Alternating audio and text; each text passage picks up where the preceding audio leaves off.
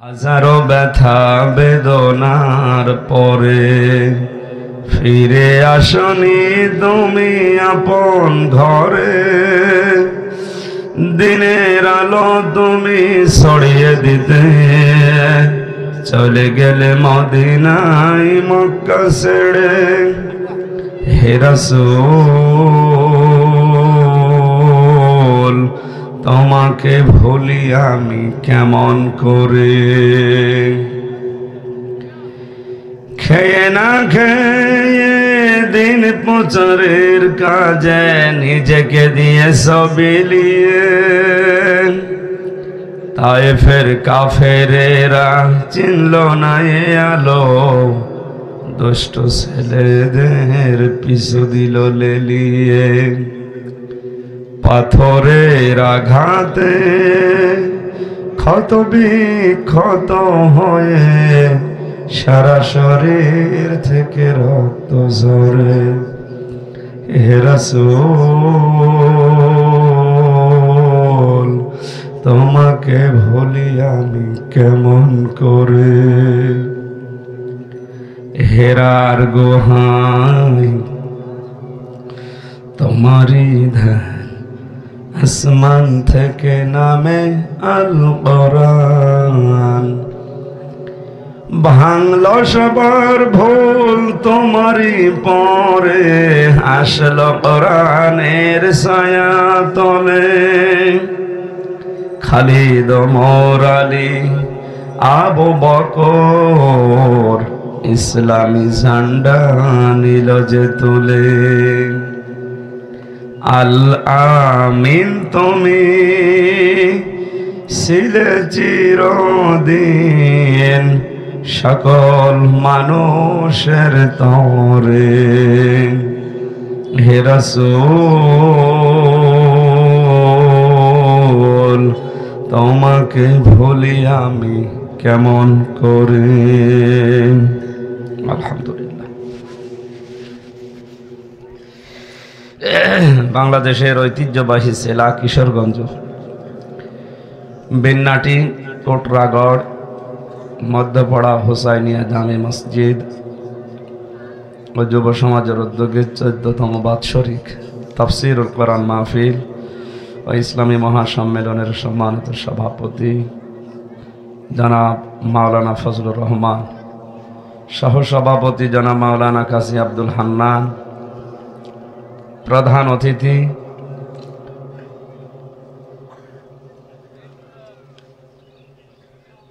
কেউ নেই নাকি? সবে বিশেষ অতিথি লিখেছেন শফিকুল ইসলাম শফিক সাহেব আছে, আমাদের চেয়ারম্যান বেন্নাটি ইউনিয়ন পরিষদের। আমার ইব্রাহিম মোল্লা ভাই আছেন, অন্যান্য সদস্যবৃন্দ। অনেকগুলো মানুষের নাম আছে, তো একটা একটা করে নাম বললে আর দোয়া করলে সময় লেগে যাবে। একবারে দোয়া করে দিলাম, রফানা আলাকা যিকরাক। শুধু দুনিয়া না, এ মর্যাদা যেন দিন দিন বাড়তেই থাকে কিয়ামত পর্যন্ত। মানুষের মর্যাদা বাড়ে তার ইমানে আর আমলে। ইরফাইল্লাহুল্লাযীনা আমানু মিনকুম ওয়াল্লাযীনা উতুল ইলমা দারাজাত আল্লাহু বিমা তা'মালুনা খাবীর। সূরা মুজাদালার 11 নম্বর আয়াতে আল্লাহ জানিয়েছেন, তোমাদের ভেতরে যারা ঈমান আনবে আর যাদের ইলম অর্জন করবে, যারা এই দুইটা শ্রেণীর মানুষের মর্যাদা দিন যত যাবে তত বাড়তে থাকবে। 750 কোটি মানুষ দুনিয়াতে, এখন মাত্র 175 কোটি আল্লাহকে বিশ্বাস করে, বাকিগুলো বিশ্বাস করে না। ওরা আল্লাহর সাথে শিরিক করে, এজন্যে ওদেরকে আমরা মুশরিক, ইহুদি, খ্রিস্টান, বৌদ্ধ বিভিন্ন জাতি হিসাবে চিহ্নিত করে ডাক দেই। এক কথায় ওরা সবাই মুশরিক। মুশরিক বলা হয় যারা আল্লাহর সাথে অন্য কাউকে শরীক হিসাবে দাঁড় করায়। মুসলমানদের ভেতরে অনেক মানুষ আমা ইউমিনু আকসারুহুম বিল্লাহি ইল্লা হুম মুশরিকুন। হে নবী, মানুষ অনেক ইমানদারদের ভেতরেও আপনি মুশরিক খুঁজে পাবেন। কারা? আল্লাহ যেটা পারে ওইটা অন্য কেউ পারে, এই বিশ্বাস করার নাম হচ্ছে শিরিক। আর শিরিক যারা করে তারে আরবিতে মুশরিক বলে। আমার কথা বোঝা যাচ্ছে? মঞ্চে বসা আছে ওলামা একরাম, সামনে বসা মুসলমান ভাইরা, পর্দার আড়ালের সম্মানিতা মা এবং বোনেরা, প্রশাসনের ভাইরা, প্রাণপ্রিয় কিশোরগঞ্জবাসী, আমরা বলেছিলাম যাদের ঈমান আছে মানুষগুলোর মর্যাদা দিন যত যায় আল্লাহ তাদের মর্যাদা বাড়াতে থাকে যদি সাথে এলেম থাকে। কি থাকে? ঈমানের সাথে আপনার এলেম যদি যোগ হয় আর ঈমানটা যদি শিরিক মুক্ত হয়, দিন যত যাবে আপনার মর্যাদা আল্লাহ বাড়াবে। এই জন্য দুনিয়াদার যারা দেখবেন যাদের এলেম নেই, ঈমানের ঝামেলা আছে, দিন যত যায় তাদের মর্যাদা মানুষের কাছে কমে। কথা বুঝতেছেন? আমি নাম নিলাম না, এদেশে বহু মানুষ আছে ঈমানও নেই এলেমও নেই, কোরআন হাদিসের জ্ঞান যেটা এইটা দুনিয়াবি জ্ঞান আছে অবশ্যই, যে মানুষগুলোর শেষ বয়সে এসে তাদের কোটি কোটি টাকা আছে কিন্তু সন্তান বেটার বউ তাদের কাছে রাখে না, বৃদ্ধাশ্রমে দিয়ে আসে। আর যারা এলেম এবং ঈমানের সাথে টিকে থাকতে পারে আর আমল করতে পারে, দেখেন এই সমস্ত জ্ঞানী মানুষ আলেম যারা যত দিন যায় তাদের মর্যাদা পৃথিবীতে বাড়ে। আজ পর্যন্ত কোনো আলেম বৃদ্ধাশ্রমে গেছে আমি শুনিনি, আপনি শুনেছেন? না। আরো আলেম যারা সত্যিকারের আলেম আপনি তাদের দিকে তাকান, কি সম্মান আল্লাহ তাদের বাড়িয়েছে। যার তেতুল হুজুর বলে জানতেন, কি নাম জানো? মাওলানা আহমেদ শফি রহমতুল্লাহ আলাইহে, হাজার হাজার আলেমের উস্তাদ। এ লোকটার যে সম্মান শেষ বয়সে 100 বছর বয়স পার হয়ে গেছে, ওই বয়সের যদি দুনিয়াদার কোনো মানুষ হইতো ওর কাছেও যেত না। আর এনার জুতা টানার জন্য হাজার হাজার ছাত্র দাঁড়িয়ে আছে। এই জন্য যাদের নাম বললাম এই মানুষগুলোর শুধু দুনিয়া আমরা চাই না, মরণের পরেও এদের সম্মান যেন বাড়ে, সেই কাজ দুনিয়ায় করার তৌফিক আল্লাহ দান করেন, আমিন। দরুদ আর সালাম পড়ছি আমাদের নবী মুহাম্মদুর রাসূলুল্লাহ সাল্লাল্লাহু আলাইহি ওয়াসাল্লামের প্রতি। আমরা যে কথা বলি এখান থেকে একটা শিক্ষা বের করে নিই। এটা নিয়ে যেহেতু আপনাদের এই এলাকা, এটা ময়মনসিংহ বিভাগে মানে নাকি ঢাকা বিভাগে, হয়তো ময়মনসিংহ কিশোরগঞ্জ নেত্রকোনা এই লাইনটা একটু ঝামেলা আছে। বিশেষ করে এই যে পাশে যে জেলা ব্রাহ্মণবাড়িয়া, যত গরম সুন্নি ঠান্ডা সুন্নি সব ওই দিকে। এরা মনে করে আমরাই সুন্নতের ওপরে আছি, আসলে সুন্নত কি ওইটা কোনোদিনও ভাবেও না। খালি ইয়া নবী সালাম আলাইকা পড়লে সুন্নত হয়ে গেল, মহব্বত হয়ে গেল। মান তামাসসাকা বিসুন্নতি ইনদা ফাসাদি উম্মতি ফালাহু আজরু মিয়াতি শাহিদ, হাদিস তিরমিজি শরীফ। নবীজি বলেন আমার উম্মতের যখন দুরবস্থা চলবে ওই সময় যদি কেউ একটা মরা সুন্নাত জিন্দা করতে পারে, তার আমল নামায় 100 গলা কাটা শহীদের সওয়াব দেওয়া হয়। আপনি এই হাদিসের লোড কি চিন্তা করছেন? কত বড় কথা। একজন যদি শহীদ হতে পারে সে জান্নাতে যাবে, তাও বিনা হিসাবে বিনা বিচারে, কারণ শহীদের কোনো বিচার নেই, হিসাবও নেই। কিয়ামতে যখন উঠবে ওর রক্ত মাখা শরীর দেখে বিভিন্ন জায়গায় কাঁটা থাকবে, ওই জায়গা থেকে রক্ত ঝরবে। আল্লাহ পাক ডাক দিয়ে বলতে, কি বান্দা এত রক্ত তোমার শরীরে কি করেছো? লোকটা বলবে রব্বুল আলামিন দুনিয়ায় তোমার দিন কায়েম করতে গিয়ে কাফেরদের বিভিন্ন অস্ত্রের আঘাত আমার শরীরে এসে লেগেছিল। কেউ রাবার বুলেট চলেছে, কেউ গুলি, কেউ বন্দুক দিয়ে বিভিন্ন কায়দায় আমাকে মারার জন্য চেষ্টা চালিয়েছে। যে সমস্ত জায়গায় এই অস্ত্রের আঘাত লেগেছিল ওই জায়গা দিয়ে এখন রক্ত পড়ছে। আল্লাহ পাক ওই বিচারের ময়দানে ডাক দেবে, বান্দা তোমার অন্তরের ভেতরে তোমার স্ত্রী সন্তানাদি দুনিয়ার মায়া মহব্বত এগুলোর মায়া বেশি হয়নি, তোমার মায়া ছিল আমি আল্লাহর দ্বীনের জন্যে শেষ পর্যন্ত নিজের সব চাইতে দামি মহব্বতের জিনিস জীবনটাও দিয়ে দিলে। আজকে তোমার আর কোনো বিচার নেই, হিসাব নেই, বিনা বিচারে আমার জান্নাতে চলে যাও। শহীদদের জন্য। কাদের জন্য? এইরকম 100 গলা কাটা শহীদের সওয়াব আপনার আমল নামায় থাকলে আপনি জান্নাত না পেয়ে পারবেন। মেয়াতি শাহিদ দিয়েছে। এবার খেয়াল করেন হাদিসের বাস্তব কি। সারা জীবনে হাদিসে জন্মের পর থেকে শুনছি নবীর উম্মতের দুরবস্থা যখন চলবে ওই সময় যদি কেউ একটা মরা সুন্নাত জিন্দা করতে পারে 100 গলা কাটা শহীদের সওয়াব সে পেয়ে যায়। আর আমরা বলি সুবহানাল্লাহ। এই আপনাকে এখনই বলতে বলছি না, এবার দেখেন তো আসলে কি এটা। হাদিসটা নিয়ে চিন্তা ভাবনা করেছি আমি। গলা কাটা শহীদের সওয়াব 100 আল্লাহ এমনি এমনি দিয়ে দেবে না। বাস্তবে দেখবেন টুপি মাথায় দেওয়া সুন্নাত, এটা কিন্তু মারা না, মরে গেছে না, কেউ মাথায় দেয় কেউ দেয় না। এখানেও যদি 1000 মানুষ থাকে তাকান, হয়তো অর্ধেকের বেশি মাথায় টুপি আছে, কিছু মানুষ দেয়নি। এরা যারা দিয়েছে এমনি এমনি না সুন্নত মনে করি? এক কথা বলেন না কেন? তার মানে বোঝা গেল এ টুপি মাথায় দেওয়া সুন্নাত, কিন্তু মরে যায়নি, এখন জীবিত আছে। খাবারের পরে মিষ্টি খাওয়া সুন্নাত, এটা দেশে আছে না? আমার মনে হয় কোন সুন্নত যদি নাও মানিতে এটা মানে। খাবারের আগে যে 3টা সুন্নত আছে ওর মনে নেই। আল্লাহর নবী বলেছেন এই পৃথিবীতে খাবারের আগে 3টা সুন্নাত আছে, আর খাবারের পরে আমার একটা সুন্নাত আমি দিলাম।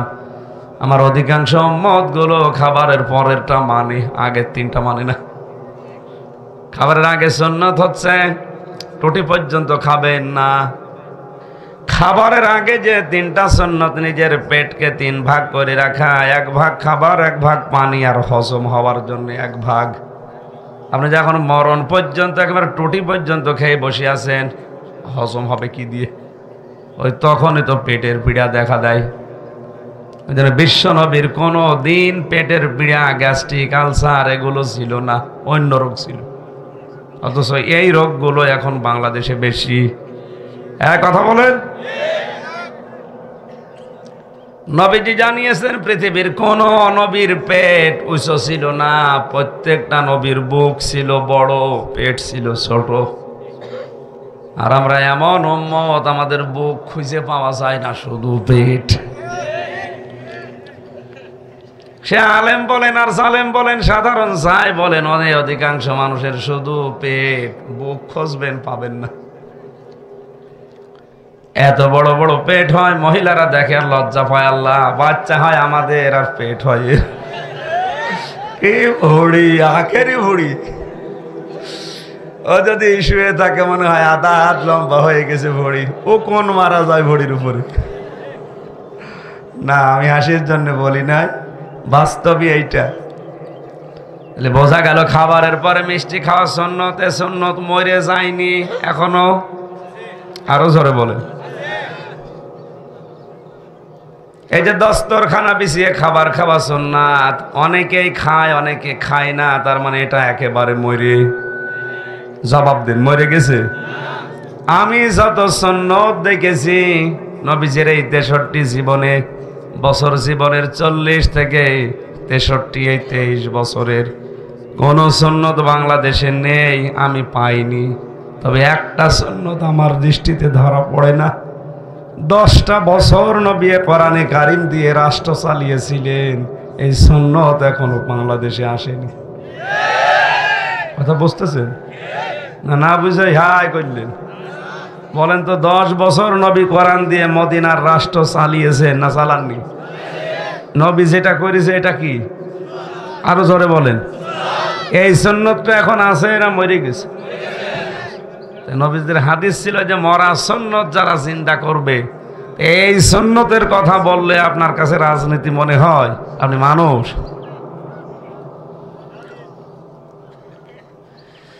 আমার বন্ধুরা, যে কথা বোঝানোর জন্য এই পয়েন্টটা নিয়ে আসলাম, যে মানুষগুলো আজ সুন্নত সুন্নি বলে চিল্লাচ্ছেন, আপনার জীবনে আসলে কি টার্গেট আছে যে 10 বছর বাংলাদেশ কোরআন দিয়ে চলুক? না, আপনি তো এই লাইনে নেই। আপনি আছেন হো হো, এটাই আছে। এগুলো পোড়াটা ভণ্ডামি, সিটারি, বাটপারি আর ধোকাবাজি ছাড়া কিচ্ছু না। এখন এই কথা শোনার পরে যারা সাধারণ, এরা যদি বলে হুজুর হুজুরে কামড়া কামড়ি করে, আরে ও হুজুর কে বলিস? হ্যাঁ, ওটা তো সত্য গোপনকারী। আর পৃথিবীতে যারা সত্য গোপন করে, সব চাইতে আল্লাহ রাগান্বিত হন তার প্রতি বেশি। এমনকি কোনো হক কথা যদি কেউ জানার পরও না বলে, সে আল্লাহর দৃষ্টিতে, রসুলের দৃষ্টিতে বোবা, শয়তান। আল্লাহ আমাদের কথাগুলো বোঝার তৌফিক দাও, আমিন। লাইলাতুন নিসফে মিন শাবান সম্পর্কে যে কথাগুলো হাদিসে আছে, হযরতে আয়েশা সিদ্দিকা রাদিয়াল্লাহু তাআলা আনহা থেকে বর্ণিত হাদিস। তিনি বলেন, গভীর রজনীতে দেখি বিশ্ব নবী আমার পাশে নেই। খুঁজলাম আশপাশে, দেখি নেই, উনি নামাজেও দাঁড়িয়ে নেই। চলে গেলাম, পাশেই কবরস্থান ছিল। জান্নাতুল বাকিতে গিয়ে দেখি নবী অঝর নয়নে কাঁদতেছে হাত তুলে। আমিও মোনাজাতে শরীক হলাম। মোনাজাত কমপ্লিট করার পরে জিজ্ঞাসা করলাম, হে নবী, আপনি এত রাতে কাঁদেন কেন? নবীজি বলেন, আয়েশা, তুমি কি জানো আজকে কোন রাত? এটা শাবান মাসের 15 তারিখ, লাইলাতুন নিসফে মিন শাবান। এর মর্যাদা আছে। জিবরাইল আমাকে জানিয়েছে, রাতে মহান আল্লাহ তার বান্দা বান্দীদের মাফ করে দেন, শুধু 2 প্রকার মানুষ বাদ দিয়ে। কিশোরগঞ্জবাসী, সামনে কিন্তু রাত চলে এসেছে প্রায়। আপনি যদি ওই 2 প্রকারের কোনো 1 প্রকারে পড়ে যান, আপনার এই রাতের ইবাদতেও মাফ হবে না। সুতরাং আমরা যদি মাপ পেতে চাই, জান্নাতের আশা করি, এই 2 শ্রেণীর বাইরে থাকা লাগবে। 1 নম্বরে যারা শিরিক করে, যারা মুশরিক। আর এটা এখন সারা দেশে তালে তালে চলছে। শিরিকের এক কথায় সংজ্ঞা কি বলেছিলাম? আল্লাহ যেটা পারে ওইটা অন্য কেউ পারে, এই বিশ্বাস করার নাম কি? আরো জোরে বলেন। এরকম হাজার হাজার কাজ দেশে এখন হচ্ছে। আল্লাহ যেটা পারে ওইটা অন্য কেউ পারে, বিশ্বাস করার নাম যদি শিরিক হয়। এ দুনিয়া চালাতে পারে কে? আলাহুল খালকু ওয়াল আমরু। আমি আল্লাহ বানিয়েছি, হুকুম আমি চালাবো। সুতরাং আল্লাহর হুকুম বাদ দিয়ে যারা নিজেরা নিয়ম নীতি বানিয়ে দুনিয়া চালাতে চায়, এরা মুশরিক। কি আর ব্যাখ্যা করা লাগবে? এবার আপনি নিজে ভাবেন তো, আপনি আসলে মুমিন না মুশরিক? কোরআনে কারিমে সূরা আলে ইমরানে আছে 154 নম্বর আয়াতের মাঝের অংশে আছে, ইয়াকুলুনা হাল্লানা মিনাল আমরি মিন শাইইন কুল ইন্নাল আমরা কুল্লাহু লিল্লাহ। হে নবী, দুনিয়ার মানুষেরা আপনাকে জিজ্ঞাসা করে যে ব্যক্তি, পরিবার, সমাজ, রাষ্ট্র চালাতে গেলে তো আইন লাগে। এই আইনগুলো বানানোর ক্ষমতা আমাদের আছে। আপনি বলেন না, কুল ইন্নাল আমরা কুল্লাহু লিল্লাহ। আইন বানাতে পারে শুধুমাত্র আল্লাহ। আল্লাহর এই দায়িত্বকে যারা নিজের ঘাড়ে তুলে নিয়ে আজ মাস্তানি করছে, এরা মুশরিক। আসতে বলেন। মুশরিক মারা গেলে জানাজা পড়া জায়েজ আছে? কবর দেওয়া? এবার বলেন তো, এ দেশে যে হিসাব জরিপ চলছে এখন এই আয়াত অনুযায়ী, আল্লাহ যেটা পারতো ওইটা অন্য কেউ দায়িত্ব নিলে, আপনি নিজেই বলছেন সংজ্ঞা অনুযায়ী লোকটা মুশরিক হয়ে যায়। আর মুশরিকের জানাজা পড়া জায়েজ না। নবীজি নিজের আপন চাচা মুশরিক ছিল, আবু তালেব, জানাজার জন্য গেছে, হাত তুলেছে মোনাজাতে। আল্লাহ বলেন, হাত নামান। কার জন্য হাত তুলেছেন? কিশোরগঞ্জবাসী, মাথা খাটান, বুদ্ধি খাটান। যে নবী জীবনে কোনোদিন হাত তুলেছে, কবুল হয়নি, আমি তার জীবনে পাইনি। শুধু একটা জায়গায় উনি যখনই হাত তুলেছেন, সঙ্গে সঙ্গে আমার আল্লাহটা কবুল করে নিয়েছে। এমনকি হাতও তোলা লাগে নাই, মনের ভেতরে কামনা বাসনা আসলেই কবুল হয়ে যেত। এত সম্মান মর্যাদা আল্লাহ তাকে দিয়েছিলেন। তিনি যদি বলতেন হা, হালাল হয়ে গেছে। যদি বলতেন না, তামাম দুনিয়ার মানুষের জন্য এটা হারাম। তিনি সারে ছিলেন শরীয়ত প্রণেতা। এত বড় পাওয়ার যার, এই লোকটা হাত তুলে বসে আছে, আল্লাহ বলছে হাত নামান। অথচ বাংলাদেশে আমরা দেখি কত টাটকা মুশরিক মরে যায়, আর আমরা জানাজা করে কবরে দিয়ে 10টা গরু জবাই করে জান্নাতে দিয়ে আসি, মনে হয় কন্ট্রাক্টর নিয়েছে। এটা পুরা ধোকাবাজি বাটপারি ছাড়া কিচ্ছু না ভাই। আপনার একটু একটু চিন্তা আসে না যে নবী এত বড় পাওয়ারফুল নবী, আল্লাহর পরে যার স্থান, তিনি হাত তুলে বসে আছে চাচার জন্যে, চাচা মুশরিক, এই জন্য আল্লাহ হাত ফেরত দিচ্ছে। আর আমির হামজা দোয়া করলে আপনি জান্নাতে চলে যাবেন 10টা গরু জবাই করে দিয়ে, কোথায় পেয়েছেন ভান্ডাবে? এজন্য শিরিক বন্ধ করা লাগবে। ক্ষমতার উৎস আল্লাহ, এই কথা যারা বিশ্বাস করে না, ক্ষমতার উৎস জনগণ, এ কথা যারা বলে এরা মুশরিক। আমার তো হিসাব অনুযায়ী দেখছি দেশে 100 ভাগের 80-85 জন মুশরিক, অথচ এদেরই জানাজা হয়, এদেরই কবরে দেওয়া হয়। আর ওর ছেলে মেয়ে আত্মীয় স্বজন মনে করে এত বড় হুজুর যখন দোয়া করিস আল্লাহ জান্নাত না দিয়ে পারবেন। এত বড় হুজুর, নবীজির চাইতে বড় হুজুর আমি? কোন পাগলামিতে আছেন? আপনাকে তো আমি বাঁচার জন্য বলছি, আর আপনি উল্টা দিকে না এদের রাষ্ট্রের বিরুদ্ধে কথা বলে। এ তো আমি যা বলছে আমার ভেতরে লাগছে। নিজের দিকে টেনে না নিয়ে বাস্তবের সাথে মিলান, এইটাই কিন্তু আসল কথা। এটা ওরা বলতে চায় না। খুলনায় রূপসাতে এক মাহফিলে সভাপতি আমার কানে বলছে, হুজুর স্বামী স্ত্রীর গন্ডগোল কেন হয় বলেন তো, আর এটা সমাধান করার পদ্ধতি কি? সূরা নিসার 34-35 নম্বর আয়াতটা আমি তাফসীর করলাম যে এই কারণে গন্ডগোল হয়, আর এই কারণ হচ্ছে তার সমাধানের নিয়ম। রাতে আমার একবার খাবার খেতে গেলাম, দেখি মুখ গোমরা করে আছে, কথা বলে না। কি হয়েছে? তালাক দেওয়ার স্টেপগুলো দেখেছেন? সম্ভব হচ্ছে না সংসার করার। প্রথম নাম্বারে তাকে ওয়াজ করবেন, ফাইজুহুন্না ওয়াহজুরুহুন্না ফিল মাদাজি। 1 নাম্বারে তাকে ওয়াজ করেন। এ ওয়াজের যদি কাজ না হয় কোরআন হাদিস দিয়ে বুঝিয়ে, তাহলে তার বিছানা আলাদা করে দেন। এতেও যদি না হয় তাহলে মৃদু আঘাত করেন বা শাসন করার ভয় দেখান তাকে। হ্যাঁ, স্ত্রীর গায়ে হাত তোলা যাবে না, একেবারে হারাম তা না। 4 কারণে বউ মারা যায় যাচ্ছে। যদি ফরজ নামাজ না পড়ে, ফরজ রোজা না রাখে, ফরজ পর্দা যেটা এইটা না করে, আর স্বামীর জায়েজ হুকুম যদি না মানে। কয়টা কারণ? এ 4 কারণে বউ আপনি পিটাতে পারবেন, তাহলে একেবারে মাথা থেকে পা পর্যন্ত না, 4টা জায়গা বাদ দিয়ে। মাথায় মারা যাবে না, মুখে মারা যাবে না, বুকে মারা যাবে না, পিঠে মারা যাবে না। বলেন হুজুর জায়গা কই? আছে, এই যে মাথা থেকে শুরু করে পা পর্যন্ত। তা মারবেন কি দিয়ে? কোদালের আষাঢ়ি? 1 লাখে ফতোয়া দিয়ে বলছে, হুজুর 1 বিঘত পরিমাণে লাঠি দিয়ে মারার কথা বললেন, কোনো অসুবিধা নেই, পিলাস দিয়ে ধরে বড় করে মারব না। মানে মারা নিষেধ। আসলে এগুলো সতর্কর জন্য আল্লাহর নবী আল্লাহ পাক নিজে জানিয়েছেন। বলে মাজা থেকে শুরু করে পা পর্যন্ত মারা যাবে, মৃদু আঘাত করতে হবে, মেশাক পরিমাণ লাঠি দিয়ে, তাও নিজের হাত দিয়ে ধরে, অন্যের হাত না। তার মানে সেরকম লাগবে না।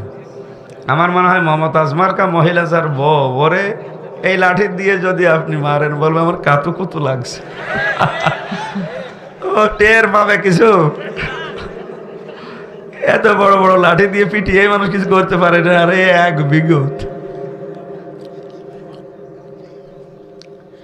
কিশোরগঞ্জবাসী আমি যেটা বোঝাতে চাই, আল্লাহ রাব্বুল আলামিন এই যে স্টেপগুলো দিলেন, শেষ পর্যন্ত যদি একেবারেই না হয়, তাহলে উভয় পক্ষের গার্জিয়ান যারা আছে তাদের ডাক দাও। মেয়ের পক্ষ থেকে তার মা বাবা ভাই, ছেলের পক্ষ থেকে তার গার্জিয়ান যারা, 2 পক্ষ এক জায়গায় বসো, সালিশ করে দেখো মেটানো যায় কিনা। কারণ আল্লাহ পাক কখনো চান না যে একটা সংসার ভেঙে যাক। এতেও যদি কাজ না হয়, সর্বশেষ পন্থা হচ্ছে প্রথম মাসে 1 তালাক দাও, এরপরে আর 1 মাস পরে আর 1 তালাক দাও, এরপরে আর 1 মাস, তার মানে 90 দিন সময় পাচ্ছেন তাকে পাল্টানোর। আর আমরা দেশে এমন কিছু বানিয়ে ফেলি, 90 দিন না, 90 সেকেন্ডের ভেতরেও 10 তালাক দিয়ে দিচ্ছে। হযরতে ওমরের কাছে এক মহিলা এসে ডাক দিয়ে বলে, খলিফাতুল মুসলিমিন, আমার স্বামী আমাকে 100 তালাক দিয়েছে, ডেকে নিয়ে আসো। দরবারে হাজির করার পরে ডাক দিয়ে বলে, কয় তালাক দিয়েছো? বলে 100টা। কেন? 3 তালাকেই তো বউ তালাক হয়ে যায়। 3 তালাকে তোর বউ শেষ, আর 97টা তালাক তোর পিঠের উপরে পড়বে। আজ যদি এই সিস্টেমগুলো ইসলামের কায়দায় আমরা চালু করতে পারতাম, আজ হাজার হাজার মামলায় এই স্বামী স্ত্রীর দ্বন্দ্ব নিয়ে চলছে কোর্টে। এদের এই সমস্ত মিটাতে বিচারকরা হাই ফাই খুঁজে পাচ্ছে না। আমাদের বিচার করবে কখন? এক মামলা তুলতে লাগে 3 মাস, 5 মাস, 6 মাস, 1 বছর লাগে। তো এই কারণে হাজার হাজার মামলা এখনো পড়ে আছে। আমরা সতর্ক হলে মামলাগুলো কমে যাবে। পারিবারিক জীবনে এ বিষয়টা যদি একটু খেয়াল করে চলা যায়, আজ হাজারো পরিবারে পরকীয়া প্রেম চলছে শুধু স্ত্রীর উদাসীনতার কারণে। স্বামী স্ত্রীর কাছে যে রেসপন্স পাওয়ার কথা, যে সম্মান, যে আদর, ভালোবাসা, যে সময়, এটুকু পেতে পারে না, পায় না। এই জন্য বাস্তবে সে অন্য মহিলার কাছে লাইন করে। এই এলাকায় মনে হয় নেই। হ্যাঁ, আমার ভাইরা, নেসপে সাবানে সব আল্লাহ মাফ করে দিচ্ছেন। একটা মাত্র অপরাধ প্রথমে মাফ করেন না, যারা শিরিক করে মুশরিক হয়ে গেছে। আপনি আর যাই করেন অন্তত শিরিক করবেন না। নবীজি জানিয়েছেন, তোমাকে যদি কেউ আগুন লাগিয়ে দেয় গায়ে, টুকরা টুকরা করে ছড়িয়ে ছিটিয়ে দেয়, এরপরেও তুমি শিরিক করো না, কারণ শিরিক করলে তার জন্য জান্নাত হারাম। অথচ গোপনে ইনডাইরেক্ট ভাবে আমাদের দেশে আজ শিরিক কিভাবে ঢুকতেছে। ভাস্কর্যের নাম নিয়ে বিভিন্ন মোড়ে মোড়ে মূর্তি তৈরি করে মানুষকে শিরিক করাতে বাধ্য করছে। কে বলেছে একটা মানুষ মারা যাওয়ার পরে তার ছবি, তার মাটি দিয়ে, এই লোহা দিয়ে বানিয়ে রাখতে হবে? কে বলেছে আপনাকে বলেন তো? একটা সম্মান হইলো তো। আর 2 দিন পরে তো কাকে ওর উপরে বসে প্রসাব করবে, পায়খানা করবে। আর শুধু এতটুকুই না, আপনার ক্ষমতা যখন শেষ হয়ে যাবে, অন্য কেউ আসবে, ওইটা আর রাখবে, ভেঙ্গে চুরে রাস্তায় ট্রাকের নিচে দেবে। নিজের সম্মান, আপনার নিজের নেতাদের সম্মান নিজে নষ্ট করে জাতিকে আপনি মুশরিক বানাবেন না। এটা যাদের কালচার মুশরিকদের, তারা করুক। আমরা 96% মুসলমান এদেশে, কোনো শিরিকের সাথে আমাদের সম্পর্ক থাকা ঠিক না। দ্বিতীয় নম্বরে আল্লাহর নবী বলেন, মুশাহিনু, যে মানুষগুলো দুনিয়ায় হিংসা করে, হিংসা তো দেশে নেই। আমার হোক, অন্য কারো যেন না হয়, শুধু আমি খাবো, আমি পরব, অন্য কেউ যেন না খায়, না পরে। এই ধান্দায় যারা আছেন, তারা নেসপে সাবানেও মাপ পাবেন না। আল্লাহ আমাদের হেফাজত করুন, বলেন আমিন। সূরা দুখান থেকে মাত্র 5টা আয়াত পড়েছি। কোরআনে কারিমের কথা বলতে গেলে আমার বাবাও যদি অপরাধী হয়, আমার বাবারও লাগবে। কথা বলেন না কেন? আমি তো শক্ত কথাগুলো আল্লাহ যেভাবে শক্তভাবে বলেছেন বলতে চাই, এই কারণে আপনি যেন থেমে যান। সূরা দুখান শব্দের শাব্দিক অর্থ হচ্ছে ধোঁয়া। দোকান মানে কি? এই যে ধোঁয়া ওঠে না, এখান থেকে তাদখিন, তার মানে ধূমপান, বিড়ি যেটা বলে। তাহলে বিড়ির নামও কোরআনে আছে, তাহলে বিড়ি খাওয়া যায়। এই যে তাদখিন মানে ধূমপান, ধূম মানে ধোয়া, পান মানে খাওয়া, পান করা। ধোয়া যারা পান করে এদেরকে আমরা ধূমপায়ী বলি। কিয়ামতের আগে একটা ধোঁয়া দিয়ে আল্লাহ তামাম দুনিয়া অন্ধকার করে দেবে, তার নামও তাদখিন বা দুখান। আল্লাহ আলোচনা করছেন সূরার ভেতরে প্রায় 27টা। কান খাড়া করে কোরআনের আয়াতগুলো বোঝার জন্য চেষ্টা করেন। হামিম ওয়াল কিতাবিল মুবিন। আল্লাহ পাক বলেন হামিম, এগুলোর অর্থ আমি আল্লাহ ছাড়া কেউ জানে না। যদিও কোন মুফাসসির বলেছে হামিম এটা আল্লাহর নবীর নাম। বিশ্ব নবীকে পড়া কোরআনে আল্লাহ 7টা নামে বিশেষভাবে সম্বোধন করেছিলেন। ইয়াসিন, তহা, আহম্মদ, মোহাম্মদ, মুজাম্মিল, মুদ্দাসির আর আব্দুন বা আব্দুল্লাহ। কয়টা? তাহলে হামিম এটা নবীজির নাম না, এটার অর্থ আমরা জানি না, আল্লাহ জানে। পরা কোরআনে এরকম অক্ষর আছে 29টা। কয়টা? এবার আসেন মূল কথা। আল্লাহ শুরু করছেন ওয়াহ, এটা শপথ। আল্লাহ কসম দিচ্ছেন, শপথ করছেন। অল কিতাবিল মুবিন, কিতাবের আগে আছে আলিফ লাম। কিতাবের আগে কি? এই আলিফ লাম দিয়ে আল্লাহ নির্ধারিত করে দিয়েছে এই পৃথিবীতে স্পষ্ট কিতাব মাত্র একটা। কয়টা? কোরআনে কারিমকে আল্লাহ উদ্দেশ্য করছেন যে কোরআনে কারিম স্পষ্ট কিতাব। অথচ আমরা এখানে যারা আছি হাতে গোনা 5-7 জন বাদ দিয়ে কোরআন সবার কাছে স্পষ্ট না অস্পষ্ট? বলেন বলেন। অস্পষ্ট হয়ে আছে, আমরা বুঝি না।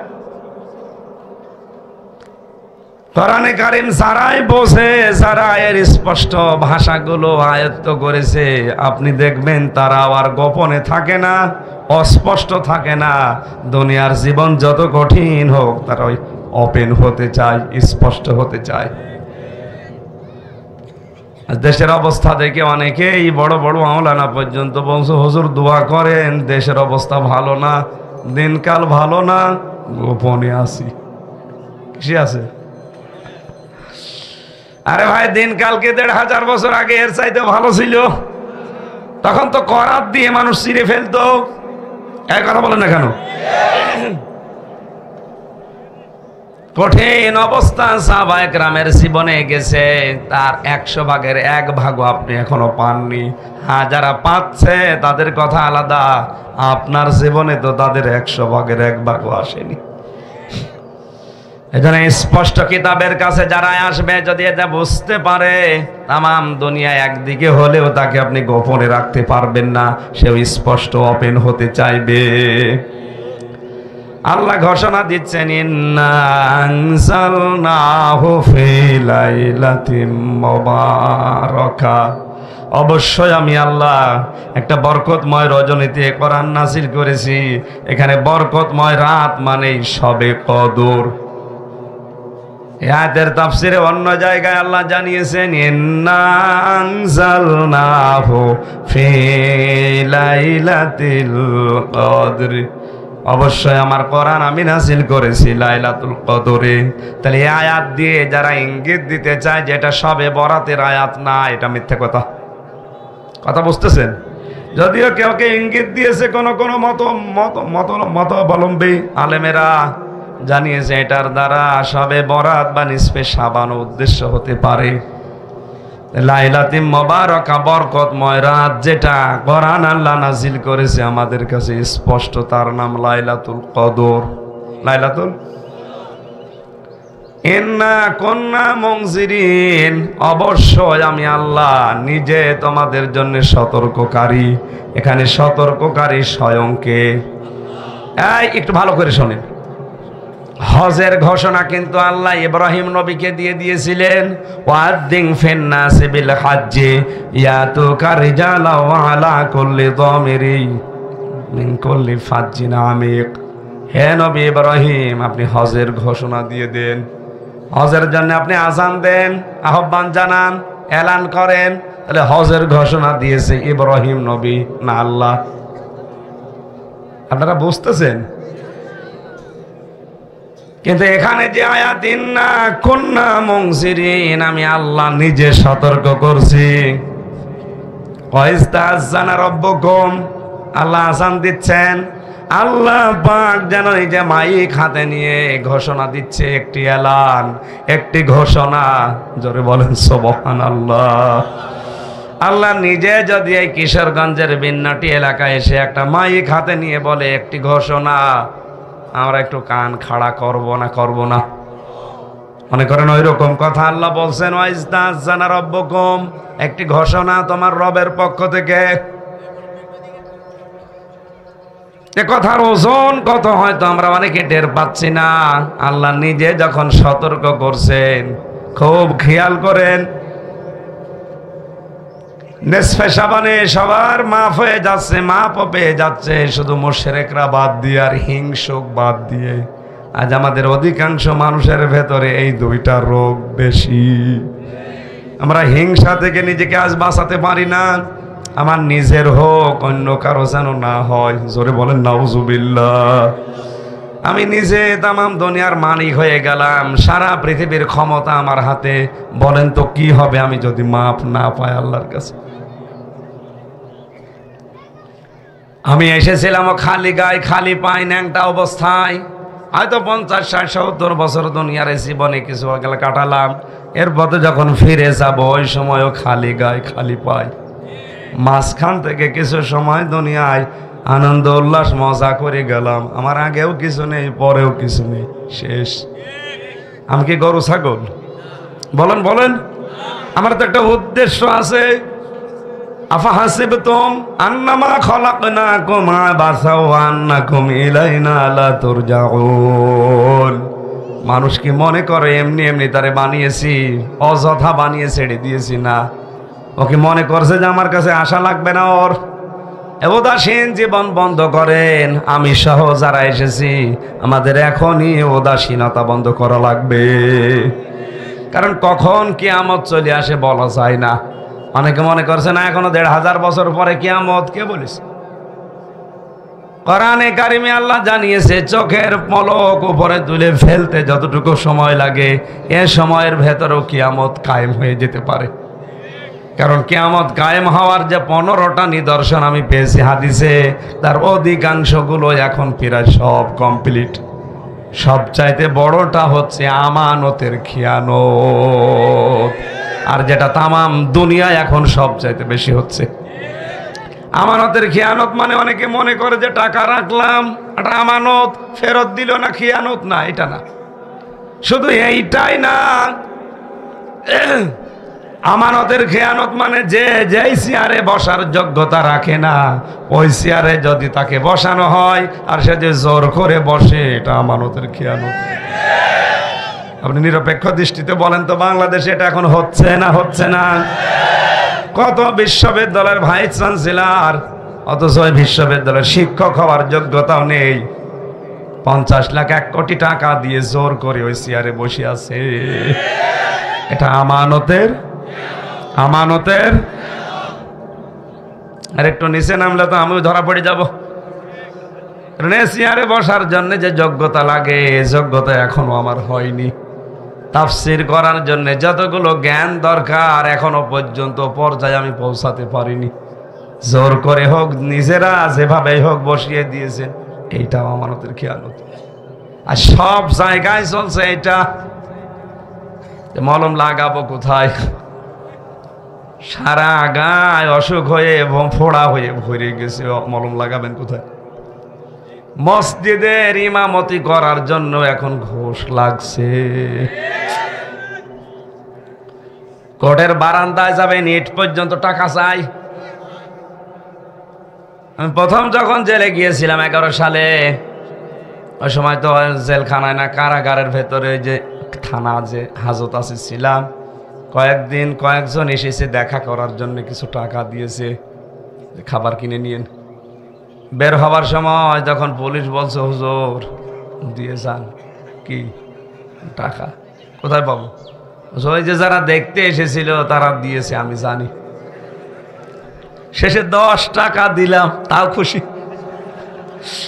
একটা জায়গা দেখান তো যেখানে ঘুষ চলে না। বলেন মসজিদ, মসজিদেও ঘুষ চলছে। সভাপতি হওয়ার জন্য বিভিন্ন কায়দায় লবিং করেছি, আরে বসে আছে। এলাকায় মনে হয় শুরু হয়নি। কুষ্টিয়ার এক মসজিদের ঘটনা শুনলাম। বিশাল মসজিদ, সরকারি ভাবে হচ্ছে। ওখানে যদি কেউ ইমামতি করে তার অনেক টাকা পয়সা বেতন দেবে সরকার, বিভিন্ন সুযোগ সুবিধা আছে। যিনি দায়িত্বে আছে তার ভাগিনা বলছে, মামা তুমি তো দায়িত্বে আছো, আমার এখানে লাগিয়ে দাও। মামা বলছে আমারে মিষ্টি খাওয়াও। অসুবিধা নেই। ও মনে করছে মিষ্টি খেতে আর কয় টাকায় লাগবে না, 5000 টাকায় লাগলো। মামা কত লাগবে? 10 লাখ। 10 লাখ মিষ্টি খেতে যদি 10 লাখ লাগে, তুমি দই খেতে কত চাবা? এই চলছে আমাদের অবস্থান। আর সব চাইতে এই সিটারি বাটপারিটা হয় বেশি আদালতে। একেবারে নিচ থেকে শুরু করে উপর পর্যন্ত যারাই দায়িত্বে আছে, এটা রেকর্ড হচ্ছে, কালকে ওদের কানে যাবে। কারণ আমি 3 বছর কারাগারে থেকে এটাই দেখলাম। যত ভালো মানুষই ধরি, টাকাগুলো খেয়ে বলে আবার দেন। সেগুলো কি করলে? কি ছতা নাতা দিয়ে আন্দাজে এক কথা বুঝিয়ে দেয়। এই 3টা বছরে আমার বাবারে ওরা ফকির করি। আপনি সাহস পান কোত্থেকে? মানুষকে ধরিয়ে দিয়ে নিজে কোটি কোটি টাকা কামাই করছেন, মনে করছেন 10 তলা বিল্ডিং তুললে থাকতে পারবেন? আর কি করবেন থেকে বলেন তো? আপনি এসেছিলেন ন্যাংটা, যাবেন ন্যাংটা, এক কথা বলেন না কেন? আল্লাহ সতর্ক করছে বিষয়গুলো দিয়ে। ইমাম মালিক রহমতুল্লাহ আলাইহির জামানার একটা কাহিনী আমি হাদিসে পড়েছি, ভালোভাবে শোনেন। ইতিহাস গ্রন্থে আছে, ইমাম মালিকের জামানায় একটা মহিলা মারা যায়। পাশের এক জায়গা থেকে এক মহিলা তার লাশ ধোয়াতে এসেছে। কাপড় চোপড় খোলার পরে যখন পায়খানা পোশাক পরিষ্কার করিয়ে পেটে চাপ দিয়ে যখন রানের ওপরে হাত লাগিয়েছে, হাত গেছে আটকিয়ে, আর নড়ে না। ঘন্টার পরে ঘন্টা চলে যাচ্ছে, মহিলা হাউমাউ করে কাঁদছে। এলাকার যিনি ইমাম আছে তিনি বলছে, আমি রায় দিয়ে দিলাম, এই মরা মহিলার চামড়া কেটে ওই জায়গা থেকে বাদ দিয়ে কবরে দিয়ে দাও। কিন্তু মরা মহিলার স্বামী আর সন্তান বলছে, না, আমার স্ত্রী খুব ভালো, আমার মা খুব ভালো, মরিয়ে গেছে, আর আপনি তার মরা চামড়া কাটবেন, তাও রানের উপর থেকে, হবে না। আর একটু বড় যিনি আছেন জেলা শহরে মনে করেন, তিনি ফতোয়া দিলেন এটা করার দরকার নেই, এই যে মহিলা জীবিত আছে এর হাত এখান থেকে কেটে বাদ দিয়ে দাও। এখন এই মহিলার স্বামী আর সন্তান বলে, না, আমরা এসেছি উপকার করার জন্যে, আর আমাদের এখন বাস দেবেন, হবে না, কাটতে দেব না আমরা। আমার মা অনেক ভালো মেয়ে, আমার স্ত্রী অনেক ভালো মানুষ। ও মা বোনেরা, আপনাদেরকে এখানে একটা পয়েন্টে বলি, অনেক মেয়েরা বলে এলাকায় সবাই আমাকে ভালো বলে, শুধু খোকার বাপ আমার দেখতে পারে না। তোর এলাকার সবাই ভালো বলা দরকার কি? তোর তো ভালো বলা লাগবে। এই লোকটা যদি বলে, না, আমার স্ত্রী কিন্তু আমার মন মতো আসলে ভালো, আপনি মনে করবেন আসলে আপনি ভালো। আর ও যদি বলে, না, ও যত যা করুক, আবার মনে যে দুঃখ দিয়েছে ওরে আমি মাফ করব না, আল্লাহর কসম আপনি মাফ পাবেন না। খালি নামাজ পড়ে রোজা রেখে কালো বোরকা পরে মনে করছেন আমি জান্নাত পেয়ে গেছি। স্বামীর খেদমত করা, স্বামীর কথা মতো জায়েজ কথা মেনে নেওয়া নফল না ফরজ? নামাজ পড়া কি? তাহলে নামাজের মতো একটা ফরজ আপনি বাদ দিয়ে দিচ্ছেন হেলায় খেলায়। তাও অনেকে কিছু মনেই করে না, ডোন্ট কেয়ার, স্বামীকে গোলামের মতো ব্যবহার করে। আরে ভাই, এটা তো গ্রাম অঞ্চলের জন্য টের পাচ্ছে না, শহরে যান।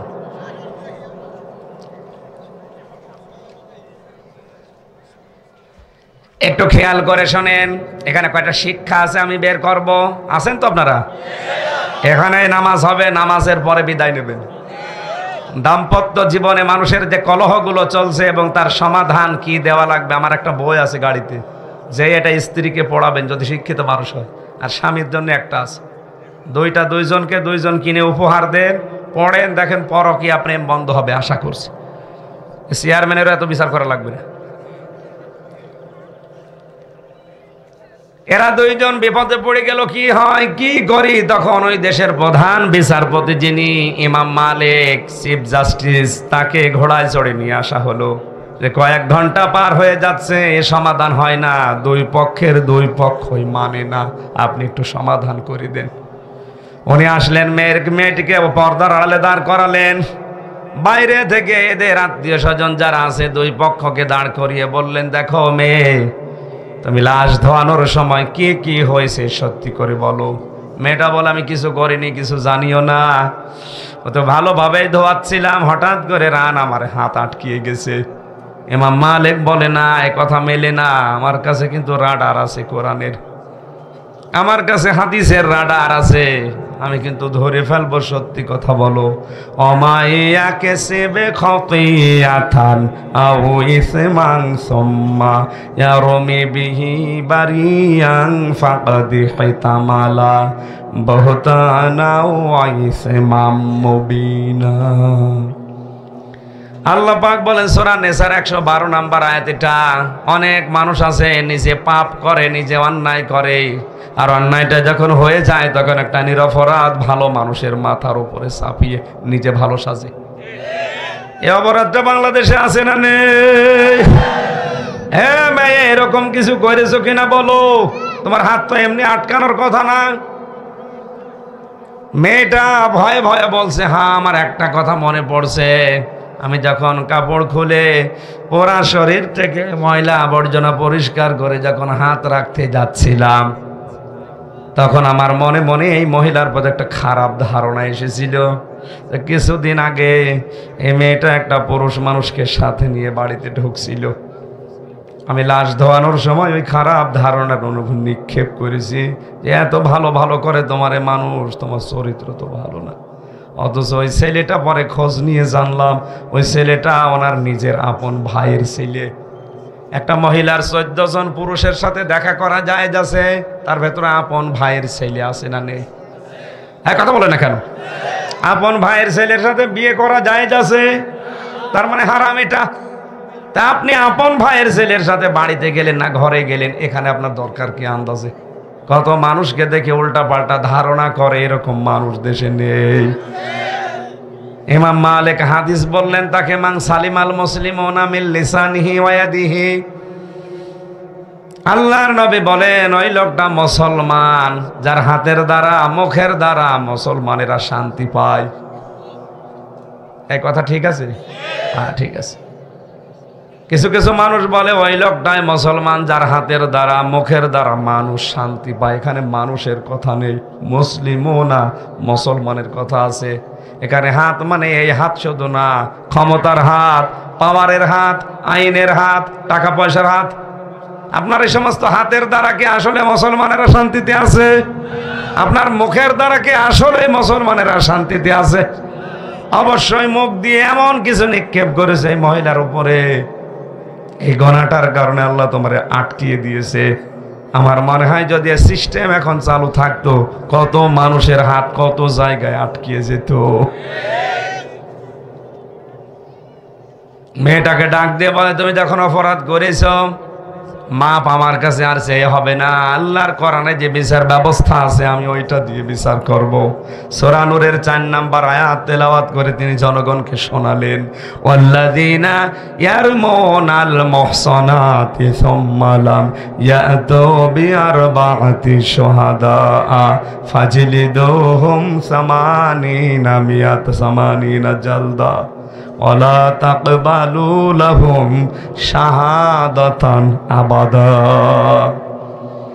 আল্লাহ পাক বলেন কোন মুহসিনা, কোন নেককার, নিরপরাধ, জানে না এরকম কোন মহিলার প্রতি যদি কেউ জিনার তহমত দেয়, খারাপ ধারণা করে, ব্যভিচারের তহমত লাগিয়ে দেয়, যদি 4 জন সাক্ষী জোগাড় করতে লোক না পারে তাহলে তার 2টা শাস্তি, 80টা বেত মারা লাগবে, আর জীবনে কোনোদিন তার সাক্ষী গ্রহণ হবে না।